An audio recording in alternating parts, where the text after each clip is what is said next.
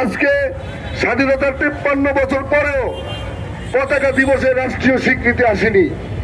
আজকে সেই ঐতিহাসিক ঘটনাকে বিভিন্ন রাজনৈতিক দল, বিভিন্ন রাজনৈতিক মহল ধামাচাপা দেওয়ার অপচেষ্টা করে যাচ্ছে বন্ধুরা।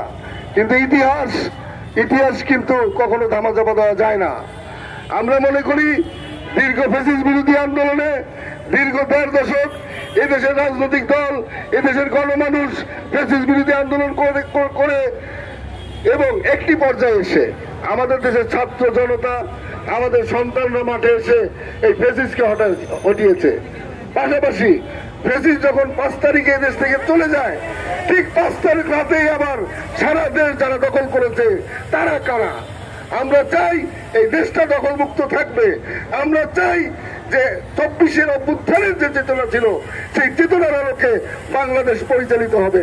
আমরা এই দেশের মানুষ চায় সংবিধানের আমূল পরিবর্তন। এদেশের মানুষ চায় শ্রমজীবী, কর্মজীবী, পেশাজীবী মানুষের ক্ষমতায়ন। এদেশের মানুষ চায় নারী ও ক্ষুদ্র জাতিসত্তার ক্ষমতায়ন।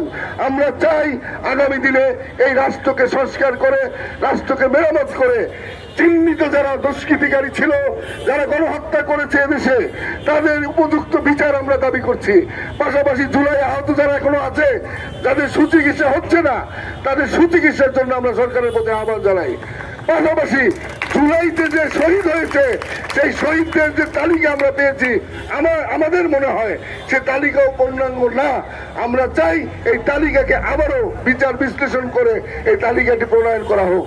পাশাপাশি এই জুলাইকে নিয়ে যারা বাণিজ্য করতে চায়, এই জুলাইকে নিয়ে যারা ব্যবসা করছে, তাদের হুঁশিয়ার করে দেই, ছাত্রদের রক্তের সাথে, দেশের জনতার রক্তের সাথে, মেহনতি মানুষের রক্তের সাথে আপনারা বিশ্বাসঘাতকতা করবেন না।